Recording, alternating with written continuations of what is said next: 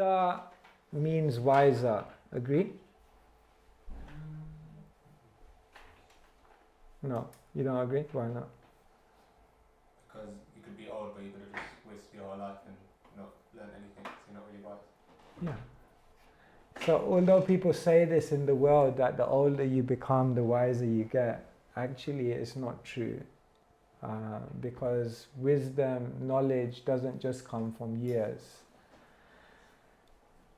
And the reason I'm saying this is because sometimes what happens in our spiritual journey is we take comfort in the number of years we've been practicing, which is obviously nice. It's nice if you've been practicing and you can look back and say, for the last 5 years, 10 years, 20 years I've been here. But really, what is the measure? Is that the measure of accomplishment in our spiritual journey? I'll share this with you. It's something I was reading recently. If you look at someone's life journey, say this is their life journey from birth to death, okay? Nowadays people are born at 0 and they die around 75. So what was actually being said in this study is that 25 is an interesting point in someone's life. Of course everyone's different, but this is kind of something to think about.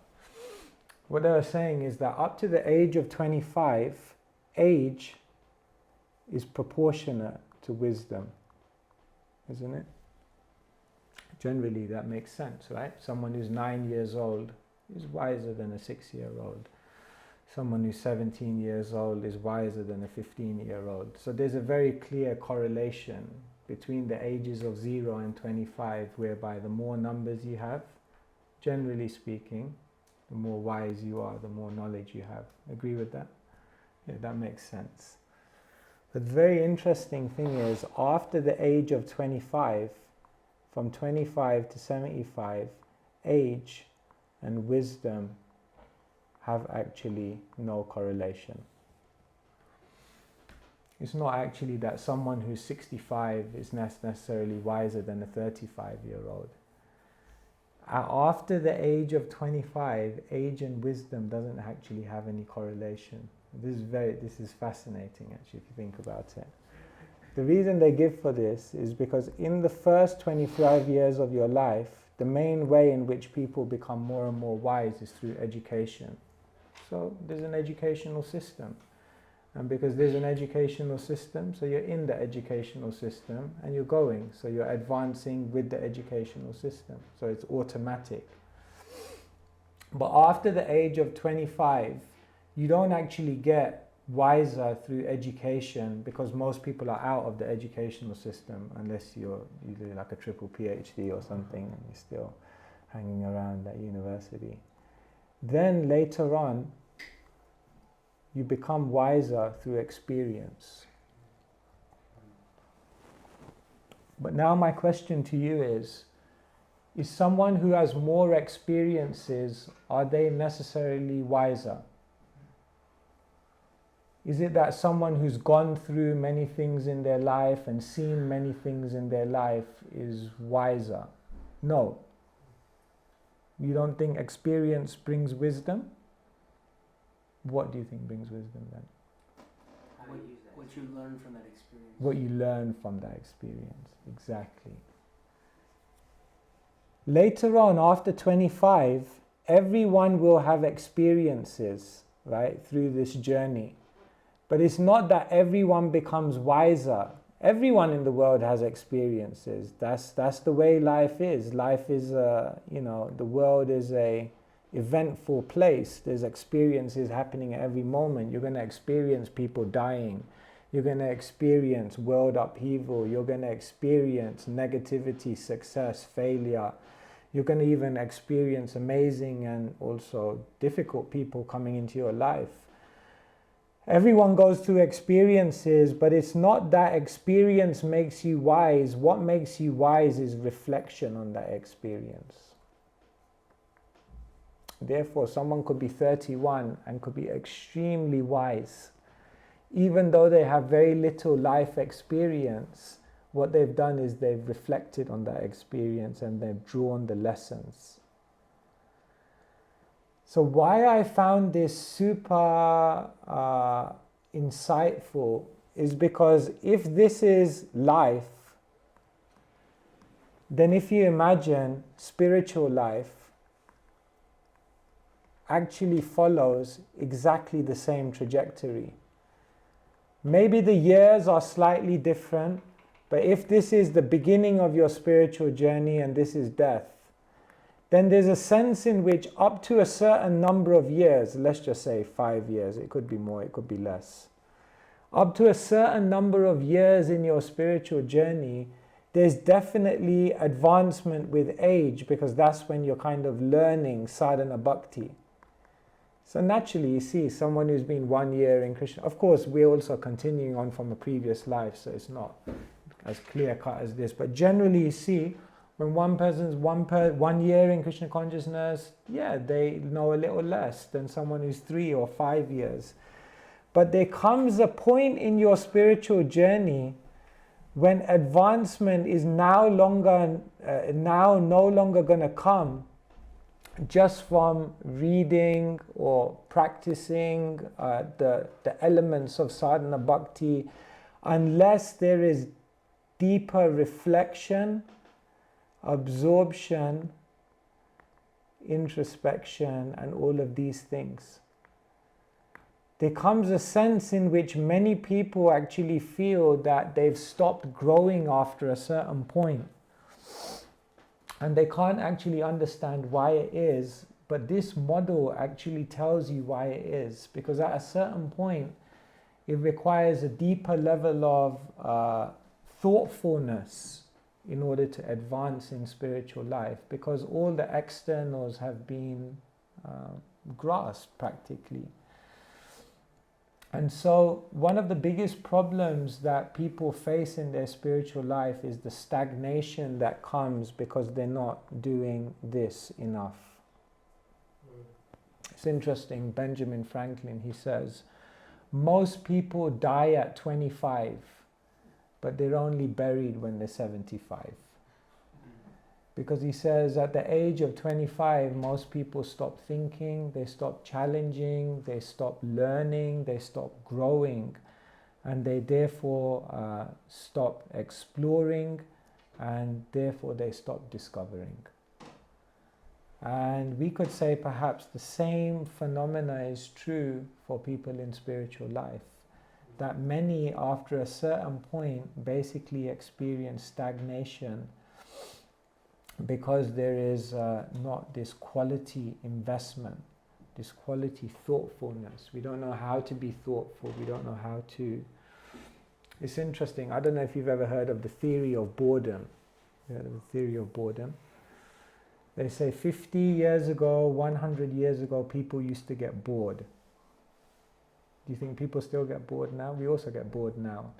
But they said the difference between now and before is that 50 or 100 years when people got bored, they just stayed bored. Problem now is people get bored, and when they're bored, there's always something to do. Get on your phone or some instant titillation of the senses. So what they say is that practically in the modern age, no one gets bored anymore. But they said actually the theory of boredom says that it was very good that people got bored 100 years ago. Because in those moments where they were bored and there was nothing to do and there wasn't something immediate that they could run to engage their mind and senses, what they would then do in that time is actually start thinking about life, is actually deeply reflecting. Like, who am I? Where am I going? What am I doing? Like, what is this life? There's nothing to do. Is there something more? And in that boredom, they would actually grow. So they said, this theory actually says that the boredom that people would go through in previous ages was actually very good. Because in that boredom, they would actually open up the room. They would be forced to be more introspective and more thoughtful. But in the modern age, people don't. They're not forced in that way. There's a constant activity, a constant doing of things. And so actually they say in the world today we've sacrificed creativity for efficiency. Because the world is all about efficiency, about getting things done, about being busy, about being productive, about being an achiever. Therefore, that that push for efficiency has basically sacrificed creativity. And so, like, one thing I've been thinking a lot about recently is that your age actually in Krishna consciousness, it actually doesn't really matter for anything. So it's quite, humbling. It's interesting, like there are different ways by which we can offer respect to someone. So one is said that we offer respect by ashram.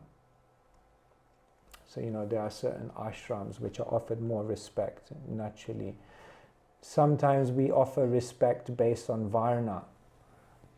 Like those who are taking responsibility, those who are making a sacrifice in their occupation for society, they're offered a certain amount of respect and honor.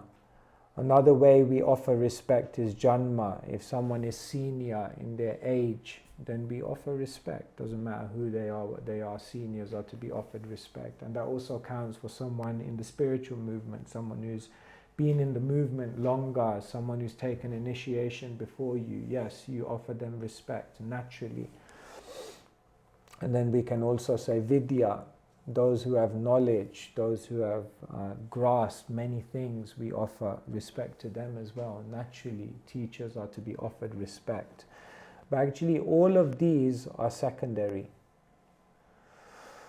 The primary means by which we offer respect is one who has dainya, and dainya also is accompanied by prema. One who has humility and one who has love. These two things are actually the real object of where we're meant to offer our respect. So it's that, but these are external, whereas this is very internal. So the Acharyas explained that when we're dealing with others, then we always offer respect on this basis. Because who are we to say how much humility or how much prema they have in their heart? So when we look at others, we always try to offer respect based on looking at all of these things and think, no, they are superior to me. But when we're looking at ourselves, then we don't put any emphasis on these things. That no, it's not my ashram that makes me powerful. It's not the number of years, or it's not even how much more knowledge I have than other people. Because I can look within my heart and realize I have no love, I have no humility, I have no prema, therefore I am very low. And so this is the mindset of a Vaishnava. But unfortunately in the world we're living in today, everything is topsy-turvy. So we look at others and we think, yeah, they're in that ashram, or they got all that knowledge, but yeah, I don't have any prema. I have no prema. Therefore, why should I respect them? And then when we look at ourselves, we don't look that actually I have no love, I have no humility. We look, no, look how much knowledge I have, look at my ashram, look at my... So in the world today, we flip it and switch it. But actually this is the reality. And so I'm just opening up today by helping us to understand that, yes, we must become deeply thoughtful, we must become introspective. I was that's some quite months ago, I was in Sweden and I was staying in Smita Krishna Maharaj's room, and he has a huge library there, and he reads a lot of Christian monks. So I was reading all of these different books of Christian monks. And one thing I really appreciated about them is that they were just deeply thoughtful, so reflective. They would spend time in silence, deeply thinking about who they are, what their inner character is, and how they can improve. I think sometimes in the Krishna consciousness movement we're so active and we place so much emphasis on cultivated activities, what we call chesta rupa bhakti, like the which are obviously very important, but sometimes we don't put as much emphasis on becoming more thoughtful, more introspective. So we see this is a very, very key aspect to transformation. Transformation, as we said, evolution of character, becoming more wise. At a certain point, it's not going to come from just acting more and more. It has to come from a deeper introspection within the heart. I want to ask you a question. When we think of transformation, we may think of many characters, but one interesting character to think about when we look at transformation is Dhritarastra. Now again, if we're looking at Dhritarashtra's life, Dhritarashtra is very interesting because Dhritarashtra, at every single point of his life, he was given good instruction, isn't it? When Duryodhana was born, when his sons were born, at that point he was given good instruction.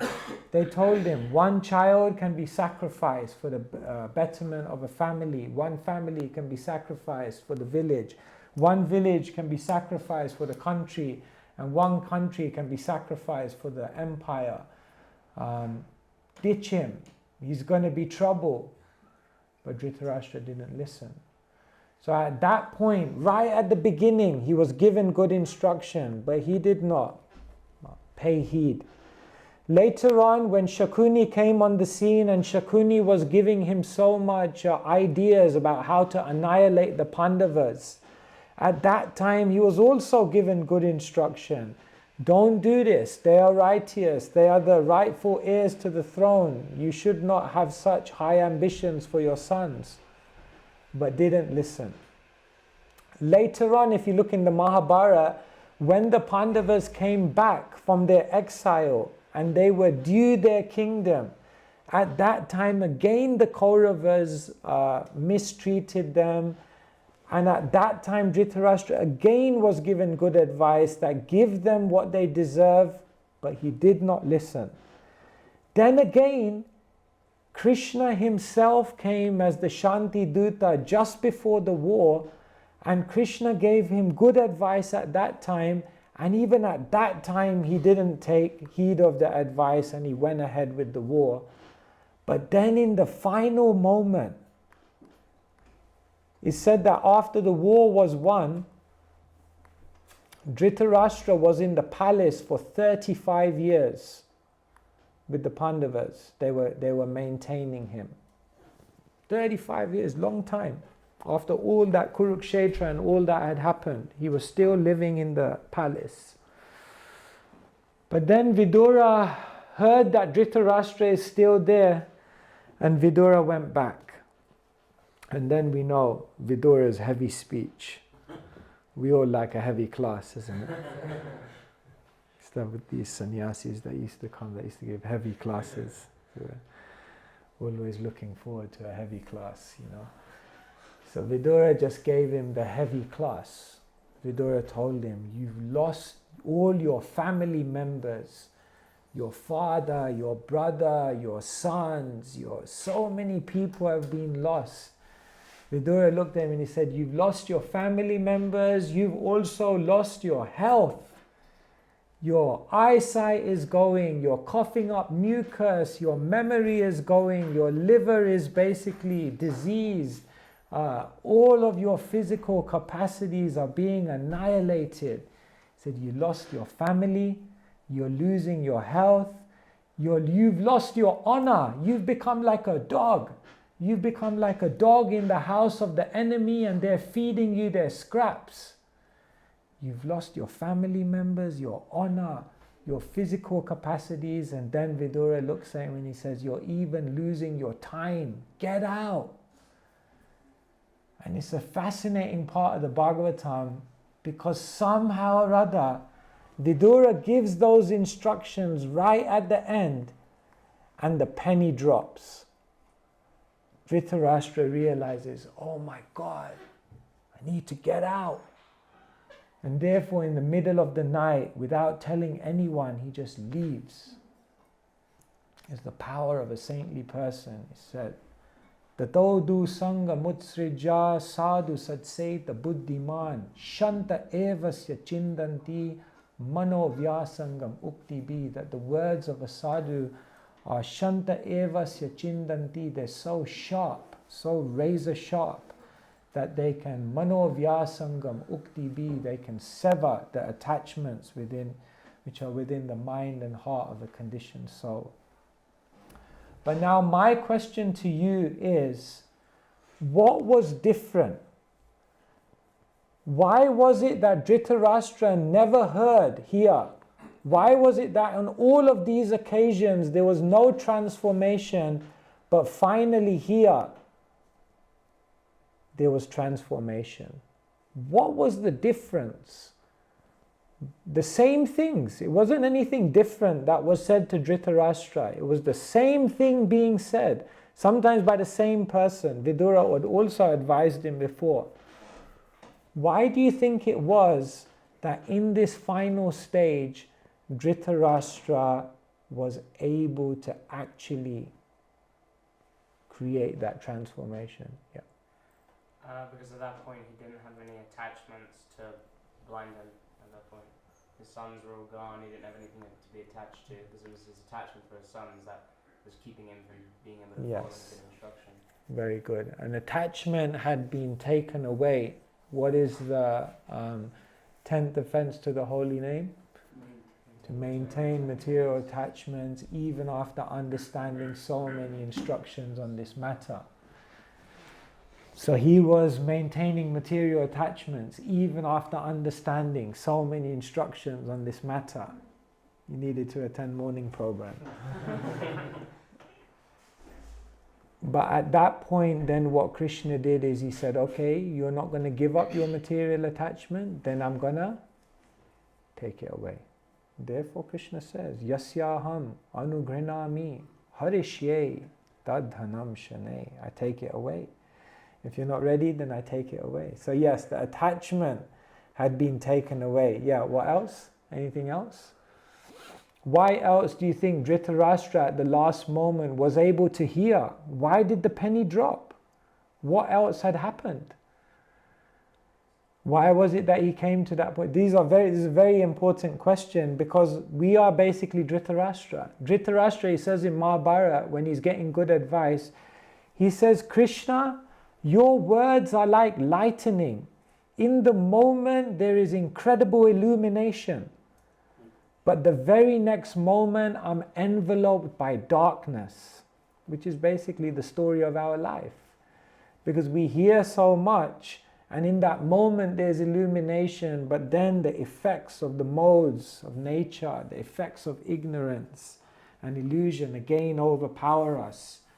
So that was what was happening to Dhritarashtra on every one of these occasions.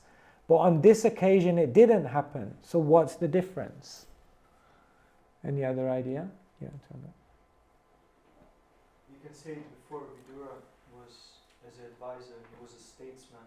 He was in a position of, let's say, Grihastha, someone who's seemingly employed by the throne to offer advices. So, and to a certain degree, he might be partial. But then the transformation happened in Vidura. He became, not like he wasn't before, but he became a sadhu, traveling, traversing, gaining shakti, gaining detachment himself. So even like in the story of Sunita and Suruchi, that if it comes from someone who's like, has a very direct, not agenda, but just pure presentation. But you could also say Akrura came to give good advice to Dhritarashtra. He was also not so familiar with him. He had position. He also had spiritual advancement. So it's not that Dhritarashtra wasn't also getting the knowledge from those who were in prominent... I mean, Krishna himself came. So he was getting the advice from good people. He was getting advice from the people of the highest caliber and people who were in a position to advise him. But why was it on this occasion? There are other points that are given, yeah. Because his doors were open to reflection and inspection and everything that's happened. Why? Because so much has happened, he's lost, like you said. Okay, so that's another point. He had experienced. He had experienced so much loss, like Srila Prabhupada writes in Vrindavan Bhajan, he says, Krishna has shown me the naked form of material nature. Now it has all become tasteless due to his mercy. Whom do I love in this Maya samsara, Krishna says, Prabhupada says. So yes, he had experienced the naked form of material nature. Like now it was just destructive, like everything had been taken away. So that definitely had an extra impact on him. Yeah. Anything else? Yeah, Abhay. He's been humbled because he's now being served by people who he tried to kill. Yes, he's been humbled. Vidura revealed to him his humiliating situation. He said, you are like the dog, a kept dog in the house of the enemy. I mean, for Dhritarastra to hear that. It's amazing, for 35 years he was in the palace and he had no idea of his ridiculous situation. But then with Vidura's words, it ignited he realized, oh my God, I've been humiliated. And that humility, Krishna says in Gita, amanitvam, adambitvam, all the items of knowledge begin with humility. It will never seep into a deeper place in your heart unless you've been humbled, unless you're ready to receive that knowledge. Yes, so humility, very good. Anything else? He's not king anymore at this stage, so he was not originally qualified to be a king anyway. So he was more in his natural state, where he really should be. So that naturally reveals a lot of. Yeah, that's close. Yeah, so you're saying he had less material designation. Okay, that's good. Less designation, definitely. He was identifying less. Connected to this is also some very important thing. Yeah.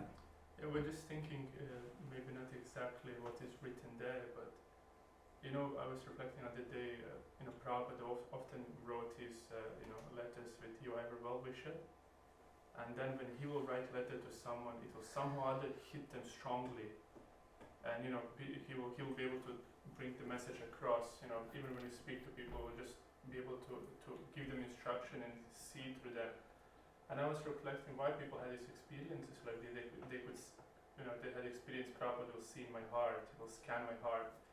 So why Vidura could do that with him? So I was just reflecting on this ever well-wisher, and I was thinking how because when you have genuine desire to assist someone or to serve someone, you actually have access to their heart, and you can see in Prabhupada, because Prabhupada could actually scan people's hearts and pierce into their hearts because he genuinely So Vidura. There was no other motive there. There was no other, and he was detached at the same time. Vidura. But when he gave him instruction the previous time, it was the same Vidura? The same sadhu. Same sadhu, right? Same ever well-wisher when he told him before. Krishna was the same ever well-wisher. But even when the ever well-wisher comes before you, doesn't matter how advanced they are, if your heart is closed, it won't penetrate. So good point. Anyone else want to say something? Yes. At this time he didn't have any bad association of Doshasha and Shakuni. Very good. Very good. He was now no longer being diverted by bad association. So that influence, that extra influence of ignorance coming in again and again and again, was now cancelled out. Right? Anything else? Anyone? There's more. Another one you could say is that now his material hopes had also been shattered. There was no more hope. Throughout his life, at every one of these points, there was still a hope. There was still a hope that maybe in the future it will work out, maybe in the future. But now all of his hopes had been finished. Moga sha, moga karmana, moga jnana vicheta sha. Krishna says in the Gita, one whose everything has been frustrated. Anything else? Why was it that Dhritarashtra was more open? I think it's similar, but like he's closer to death, so. Yes, that's an important one. Now there was urgency. Material situation had moved into a place where he was face to face with death, and therefore there was an urgency. Vidura reminded him, all the signs are there. Your liver is failing, your mucus is gathering in your throat. It's coming, death is coming. So when there's that urgency, then another one we could say is it wasn't that necessarily, or along with all of these things, we can say it was also just repetition. That sometimes something just has to be said again and again and again and again and again, and then boom, there's a tipping point. So like in scales, there's a tipping point when you're adding weight, adding weight, adding weight, and then the last weight, it's not that there's anything special about that weight, but that weight added to all the other things then goes boom, and it creates so therefore he had heard many times, and therefore that effect was chipping away at his heart. Constant experience of failure, I guess. Yeah, being humbled. Yeah, constantly being experienced. So this is, I did this for two reasons. One, because our initial discussion today was what creates transformation, how do we, and then we talked about how you have to reflect, and we can see here, Dhritarashtra in the final stages when Vidura came, he was more a reflective personality. Therefore, when Vidura's words came, because he had become more thoughtful, and why had he become more thoughtful? Because all of these points mentioned below here. Because he had become more thoughtful, then what had happened is that when Vidura's instructions came, he realized it. The second reason why I'm doing this is to show you that when we take a pastime and we then think deeply about it, it's not like, oh yeah, Vidura came, Dhritarashtra left, oh great, oh it's a good story, you know. No, what is it? What you have to sit, you have to think deeply. Why was it? Why was it that he changed this time? I'm just giving one example. And when we then identify all of these things, then we begin to understand, why am I like Dhritarashtra? And what can I do to become like Dhritarashtra in that final stage? Then we get more insight into Shastra, and then we actually become more learned, because remember, after some time, it's not just about education, because you already know the story. It's about reflection that comes from trying to mind that story and draw lessons on a deeper level.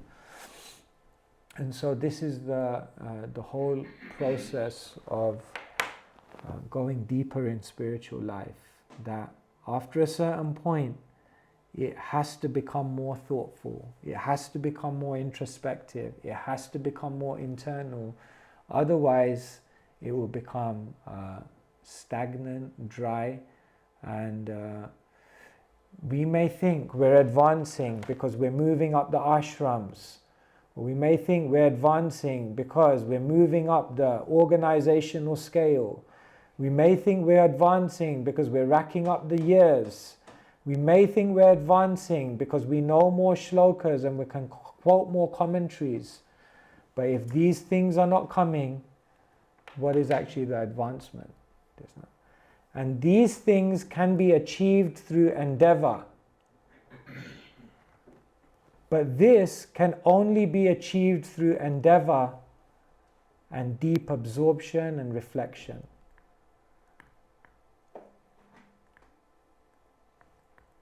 because it has to be conscious devotional service. It has to be devotional service which is imbued with a deeper level of introspectiveness. Okay, so those are just some points just to preface the Q&A. Yes. Okay, so we're mentioning how it's not experience that makes us like more wise, it's the reflection on that experience. I find that like when something significant happens, let's say in life or just in the day, like something really, you have a really good experience or like something really bad happens, then I find myself, okay, I become more reflective, you know, I'll reflect more on it and try and learn something from it. But like an average maybe day, you know, it's a typical day, I find it's not so much opportunity to be reflective. So I just wanted to ask, like, why is that, and how do you become more reflective in like a kind of like the average day in our lives, rather than waiting for something significant to happen, like Dhritarastra, for example, you know, like something significant happened, then he became more reflective. So how do we become more reflective in a kind of day to day? Does that make sense? Yeah. Well, of course, the first and most simple thing is that you have to make time for that. Yeah, so you have to make some time and space in your life when you actually do reflection. Because when you are advanced and experienced, then you're reflective in the moment. It's like seamlessly integrated into everything you're doing, right? But when we're not at that level of depth, then what we have to do is we have to make time, and we have to sit down, and we have to stop everything else, and we have to do it. When one is actually advanced, it's like in the moment, because they're so in the present, because they're so in tune and seeing life through Shastra, they can get the lessons right there. And you'll actually see that in your life, that as you become a deeper devotee, it's like you get realizations in the moments. The reflectiveness comes in the moment. But in the beginning, we have to create time for that. That's why I was talking about the theory of boredom, that, you know, in previous ages that time was created, but we don't create that time. And then the next question is, what do you do in that time? So that you've heard me say before, like we have to journal, we have to discuss, we have to, you know, do things, interface with Shastra in a deeper way to actually try to look at all the things that we've experienced through a deeper lens. So yes, experiences are there. And remember, it's not experiences, it's reflection on experiences. So the first thing is make time. But then there are other things you can do. You see, like link your present experiences to previous experiences.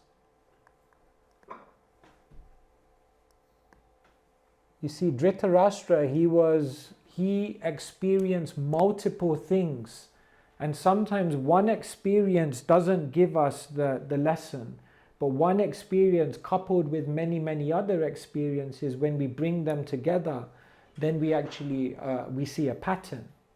You see, the most ingenious people in the world are the ones who see patterns. The basest people, the most gross and like base type of person, they only see a pattern when it's like action and reaction. When there's a gap between the action and the reaction, as that gap grows, only the deeper people can see connections.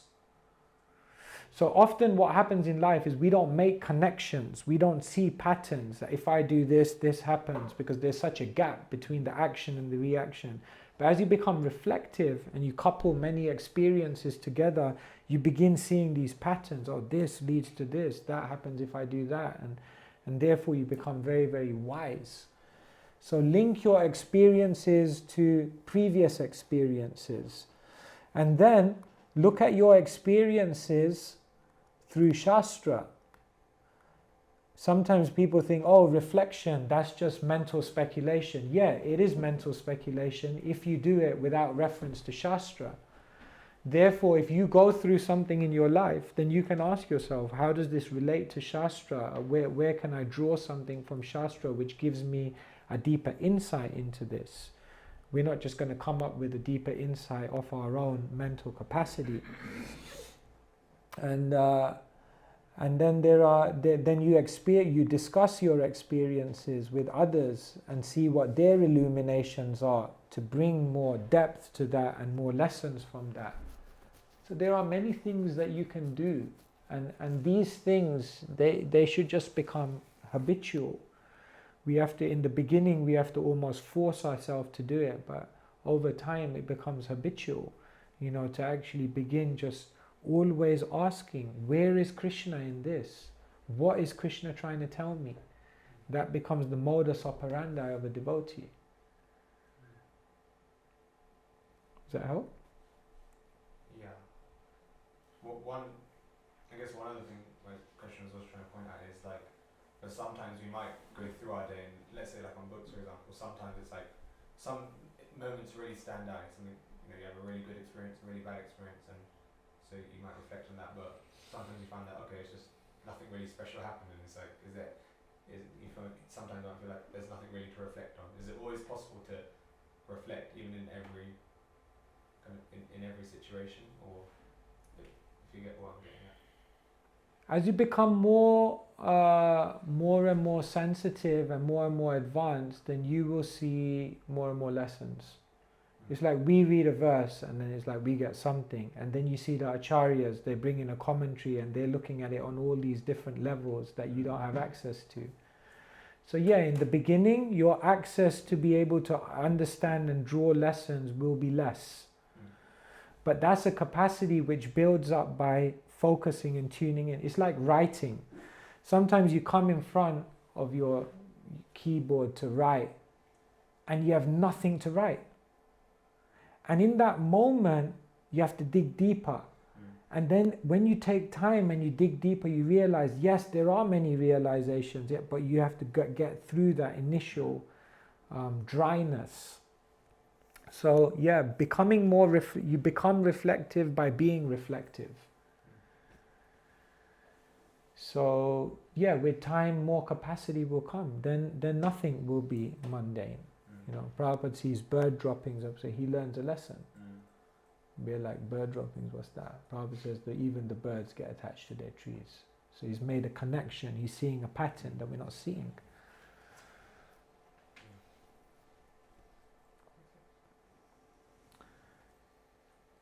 Anyone else? Yes. Yeah, you can comment. I was just thinking about the verse from 11 Canto in 11 to 42. Can we go?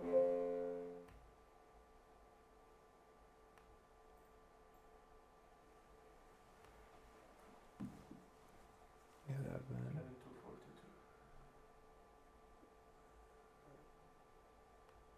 42.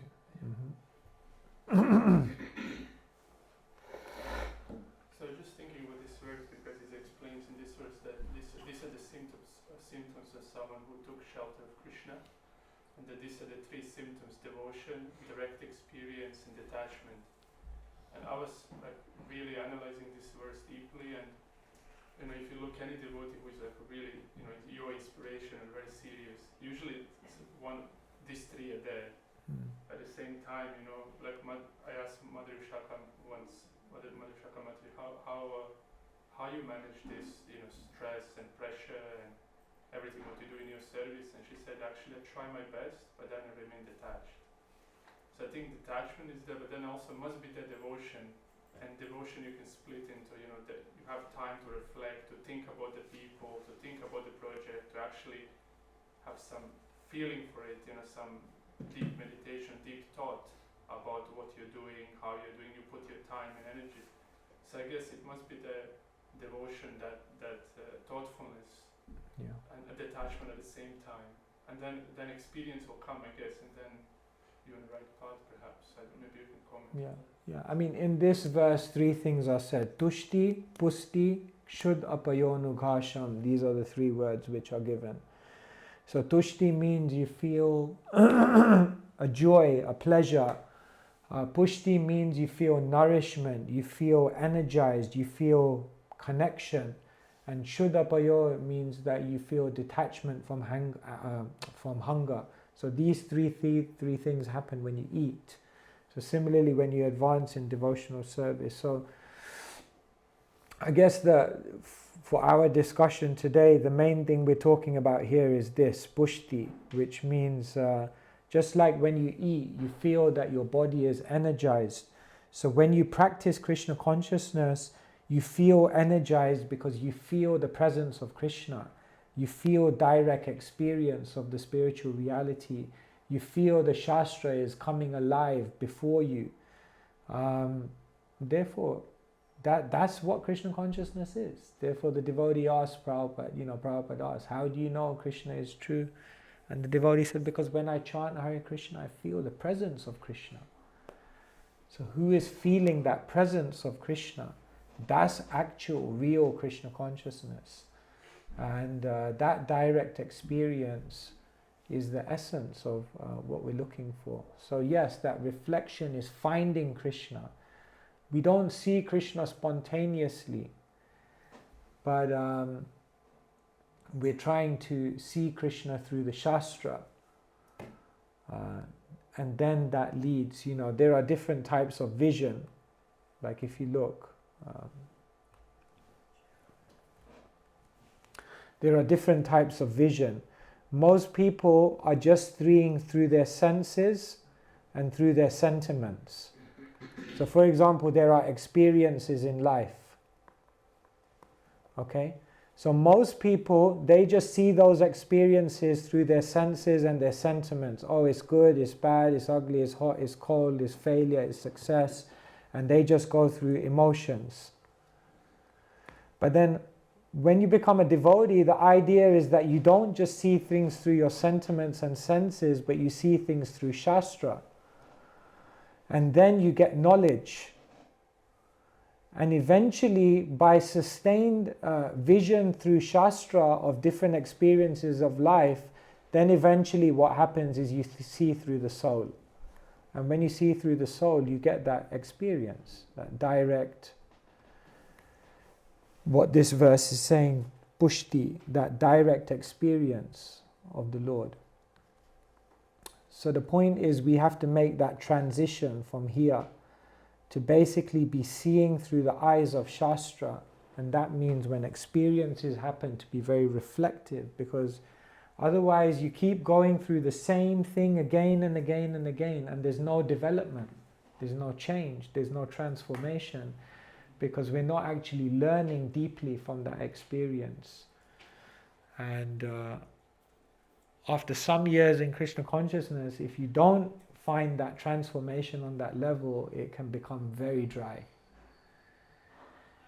Because there's no more, there's not much happening. Sorry, was that a question? Anyone else?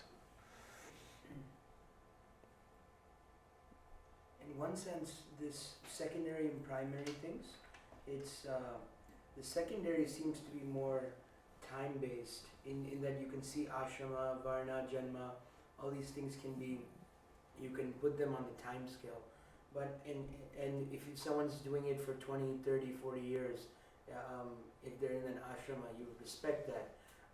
And certainly if you can hold on to something for 30 years, that means you have maybe you have some attachment to it, either on the external or internal level. But dainya and prema, to kind of, there's this thing called SMART goals, specific, measurable. So how would you put dainya and prema on like a SMART goal? Like, is that even possible to make it like specific, measurable, and all these things? So let's take humility. Can you put humility as a SMART goal? Right? Well, ask yourself the question, are there things you can do to become more humble? So you wanted to, let's do a brainstorm. What can you do to become more humble if you wanted to focus on that quality? Do more menial services. Okay, menial service. Menial service that nobody knows about. Yeah, what else? If you wanted to become humble. Things that you find difficult to do, more challenging, like and gives you that experience that, oh, I'm not really that good at things. So do out of comfort zone. Against your nature. Don't just do that which comes easy to you or which you're accomplished in. Yeah. What else? Here we are. We want to become humble. Okay, how do you do it? Chant Hare Krishna. Okay, I've been doing that. It's not working. What else? There must be other things that we have to do to become humble. Devotees really find challenging, difficult. Yeah. So I'm just going to put association, and that can be like association with people who test your humility and people who nourish your humility. Yeah. Contemplate about the glories of the Supreme Lord and the great devotees. Yeah. So a positive way is to meditate on Krishna's greatness and my insignificance in relationship. Don't be embarrassed to do the same basic things in Krishna consciousness for many years, even after you're senior. Like morning program, Gita class, basic process. Don't be shy, embarrassed to do that. Yeah, focus on basics. Many things you can do, right? Feedback, take feedback from others, right? So yeah. To read the Shastras. Read the Shastras. Yes, to become more knowledgeable about Krishna and ourselves. Mm-hmm. Yeah. Anyway, we could do a longer brainstorm on this, but the point is, the first point I'm making is that there are activities, and I would say here some activities you've mentioned are very general and some are specific. Try to find specific activities that create, a deeper sense of humility within you, and it may feel artificial, but it has to begin somewhere. So the first thing, there are SMART goals towards becoming humble, but who's made them? And who's following them? And who's monitoring them? And who's actually really focusing on them in their life? Right? So everything in Krishna consciousness can be broken down. You see, if you look in the world, like if you go into Waterstones, one of the biggest categories is self-help, right? But basically, most of the books, they give you a lot of help. They give you a lot of tips, techniques, and all these kind of things. But they don't give you much of an insight into the philosophy of who we actually are, what the bigger picture of life is, and all of that. And then you find other books which give a lot of philosophy, but they don't really give you much practical tips on what you should actually do to live that philosophy. So what we have to do in Krishna consciousness is often we have a very strong why. We have a very strong philosophical basis in Krishna consciousness. But often what we're lacking in is the how and the what of actually living that in day-to-day life. And that's where we're losing. That's where we're not advancing. Because we don't know, like, how do I translate a very high ideal of humility into very practical activities that I do to engender? And then we wonder after so many years why I'm not developing qualities. Of course, we understand these qualities are also a gift. They come from devotional service. But sometimes we hide behind that and think like, I don't need to do it. Well, one day I'll become humble, something will happen. Some magical transformation will occur in my heart. But what are you doing now to cultivate that humility? Right? Therefore, there can be SMART goals, even for qualities. Does it make sense? So what I'm hearing is that we have the practicalness, and then we have but I think how we make it sustained is contemplating these high philosophical ideas and contemplating how we can put them into our practicality. Yeah, you have to break it down. What does this mean for me? You see, when we read Shastra, like we're reading Dhritarastra, what does this mean for me today? right? So that we have to do that. Otherwise, it just remains, Krishna consciousness remains very theoretical and very ethereal, but it doesn't really. It's not really becoming an awakened reality. Is that a question? No. Okay, I think we're going time unless there's any last questions. Yeah. Prabhu, Maharaj, that you mentioned the relationship between creativity and efficiency. Mm-hmm. So, like, from my own experience, I saw that Prabhupada gave lots of instructions on the creativity also and on the efficiency also. However, in the journey of Krishna consciousness, many times the efficiency is being more recognized in the organization because it produces results which are seen very quickly, and so the creativity gets lost in that desire for recognition, which is quite normal in the beginning of Krishna consciousness. But of course, our philosophy is a pure devotion. We should go above recognition. But so how to tap that creativity which is being lost? Yeah, therefore Bhaktisiddhanta Saraswati Thakur said the institution is a necessary evil. Because in a movement, and sometimes even in an association, a community, it can become evil because it all becomes about the external perceptions of each other. And we deal on a very external level. And then that sacrifices the essence of what we're actually trying to do. But it's necessary because also, and without that association, without that encouragement, without that we can't, So therefore, actually a devotee lives in the invisible world. You see, the problem today, nowadays, is that people don't invest in those parts of their life that other people don't see. They only invest in the parts of their life that other people will see. They only endeavor hard for things that will get them the claps, the nods, and the pats on the back.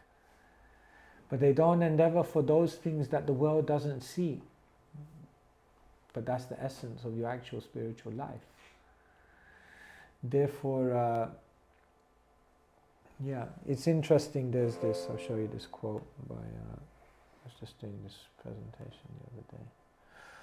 This interesting quote by Thomas Merton. One of the Christian monks I was reading in Smita Krishna Maharaj's room was Thomas Merton. He was like a Trappist monk. But he wrote this very interesting thought. He said this is his biographer writing about him. His most vital writing is private, what he did for himself, because he made constant notes to help clarify things for himself. He thought and sought to express experience on paper as a self-guide rather than to reveal anything. And then he writes, he sought to get rid of the role, to flee the role of the monk in order to become the monk. To be and not merely appear to be. These are the great and profound differences which few perceive, even in the religious life. So this is a great and profound difference. Not just to appear to be, but to actually be. But the biographer says, few will perceive this, even in the religious life. Few will value you for that. Most people in this world will only value you for your achievements. Most people. Even devotees. Even devotees have great respect for you. And it's nice, but they're actually, what they respect you for is more your achievements than who you are. That only a few close people will ever know. And that is between you and Krishna. But that is the essence. So we have a decision every single day about who we want to connect with. Do we want to connect with acknowledgement, appreciation, adoration? Or do we want to connect with those people who really know our heart and who we really want to give our heart to in that pure way. So yeah, it's difficult. And we're living in a movement where we also have to be efficient because we also have a job to do, we have a service to do. So we have to be efficient. But the idea is to be efficient not at the expense of creativity and genuine devotion. But that requires very strong internal life. So, yeah, it's, I don't know if that helps. You want to say something more on that? I mean, yeah, it's like, yeah, at least I can understand that I am not alone. This is the struggle which everybody face, and yes, Yeah. quite good food for thought. Thank you. Okay, so I think it's gone on 1.5 hours, so we stop there. I don't know, you have a meeting now? Or no meeting today? Okay. You have a question? Okay, if anyone needs to go, you can go, otherwise I'm here. And if you want to ask questions, you can. So anyone who needs to go, you can move on. Otherwise, yeah. I think a few months ago in one Shastri class I was saying, you were mentioning about desires and how there's, if you have a desire, there's 3 things you can do. Either you have to avoid the desire, you dovetail the desire, or you can transcend the desire. So and he said devotees, the biggest thing devotee struggle is which one kind of to do typically between dovetailing and transcending. So I guess my question is the best thing to always be trying to transcend the desire? Is that always the best option, like option A? And if that doesn't work, then you kind of resort to option B. Is that ideally? Because as soon as you get involved with material desires, there's complexity. As soon as you start hitting the material energy, there's going to be complexity. So if you can, therefore we always say renunciation is the best, because you're less in contact with the material energy. So it's a much more simple life. There's less room for things to go wrong. But then if it becomes internally too chaotic in one's mind, then that becomes a bigger threat than the external complication. So the moment the internal chaos becomes more than then you have to do something with it. So therefore it's generally better to transcend. Yeah. Like Srila Prabhupada said in 26 Second Avenue, someone was talking about sex desire, illicit sex. What's illicit sex? And then Prabhupada says, no, you have to follow sex according to religious principles. This is what's religious principles? Well, you have to get married, then you have to once a month, then before you have to do all these things. And the devotee heard him, but he said, well, Prabhupada, better to leave the whole thing. Prabhupada said, yes, that's the point. Better to leave, because it becomes so complicated, it becomes so involved. So the material energy by nature is very, very entangling. It's very complex. Isn't it? We have the story of the yogi who was on the river and he was chanting happily, and then he thought, but what will I wear tomorrow? Maybe I should get another set of dhoti. So he hung another set of dhoti kurta, washed and hung. And then he heard a mouse eating away at it while he was chanting. So he thought, oh God, I've got this other set. That problem was out of the window, but now this mouse is going to eat away. So anyway, let me get a cat. Let me get a cat to keep the rat away so that my dhoti stays okay, so that I'll have something to wear tomorrow so I can chant in peace. So then he got the cat. And then as he sat down to chant, then the cat started, it was crying out, oh, the cat needs milk. Oh, I forgot about that. Okay, let me get a cow. Let me get a cow so that I can feed the cat, so that I can keep the rat away, so that the dhoti can stay intact, so that I can chant. And then, okay, the cow's there, but then the cow's move. Oh no, someone has to take care of the cow. Maybe I should get married, get a wife.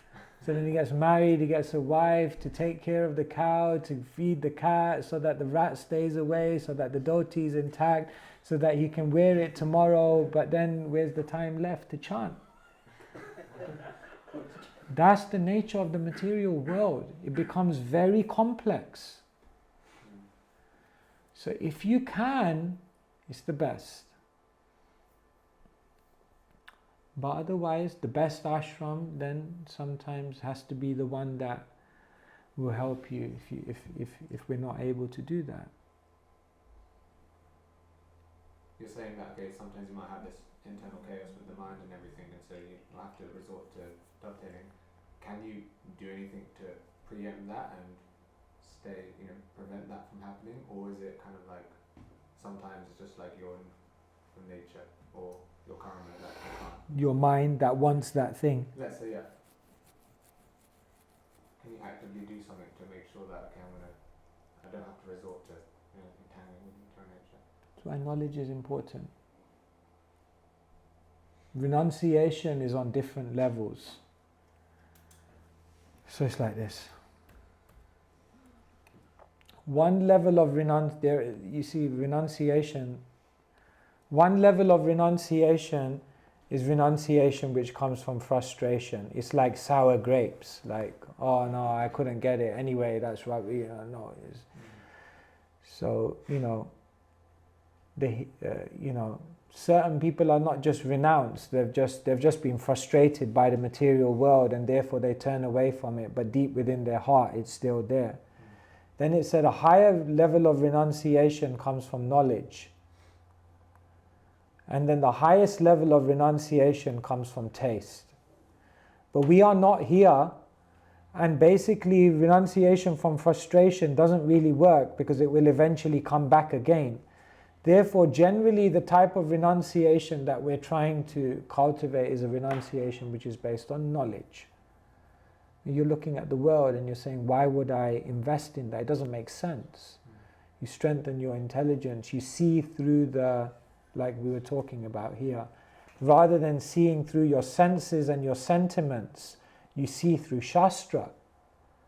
You look at the world, you look at everything everyone's going through, and you think, why would I do it? If I can avoid it, why would I do it? And then you develop that knowledge through Shastra. But if you can't, then it's okay. Then, like that.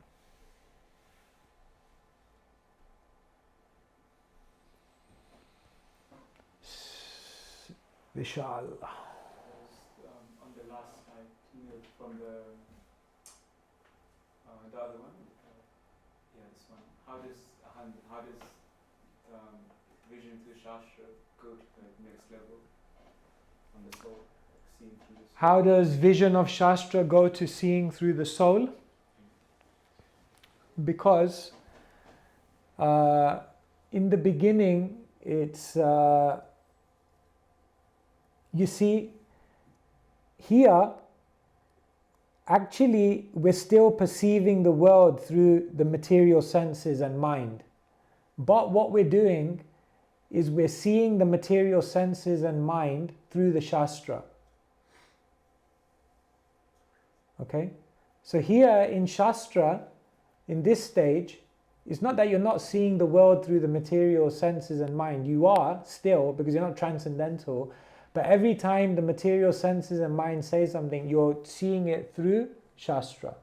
Therefore we say Kanista sees the Shastra through their emotions. But Madhyam sees their emotions through the Shastra. Can you see the difference? For a Kanista, they're seeing everything through their mind and senses, even the scripture. But for a Madhyam, one who comes to this level, they're seeing their emotions. Oh, I feel lust. But then they're seeing that, what is that emotion through the Shastra? You understand? Yeah. But here, what is this? This is the verse. This is the verse that, this was perhaps Bhaktisiddhanta Saraswati Thakur's most quoted verse. Oh God. Okay, this one from Bhakti Rasamrita Sindhu. Ata Shri Krishna Namadi na bhavet krayam indriye sevan mukhe hi jivado svayam eva spuratyada. No one can understand the transcendental nature of the name, fame, form, qualities, pastimes of Krishna through his materially contaminated senses. Only when one becomes spiritually saturated by service to the Lord are the transcendental name, form, qualities. So basically on this level, one has spiritualized senses.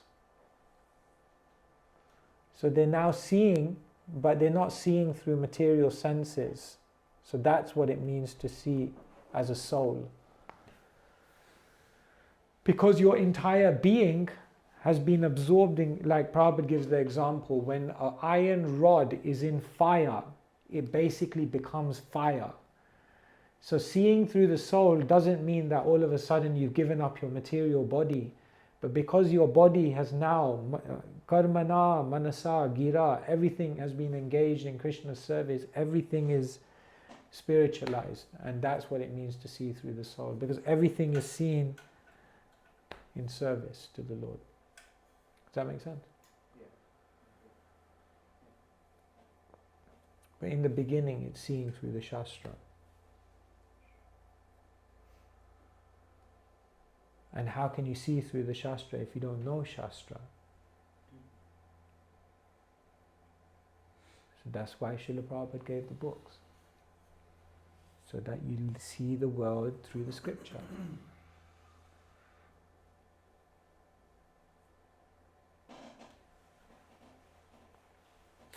Okay, anyone else? Last takers. Maharaj, can you please explain with example that Kanishka and Madhyama, that emotions, you said that they see emotions through the Shastra and they see Shastra through the emotion. Yeah, okay. So what does that actually mean? So Kanishka sees emotions, sees Shastra through emotions. And Madhyam sees emotions through Shastra. Like what does this mean? The first thing you immediately can see when you look at this distinction is where does the Kanishka put their faith? In emotions. In themselves.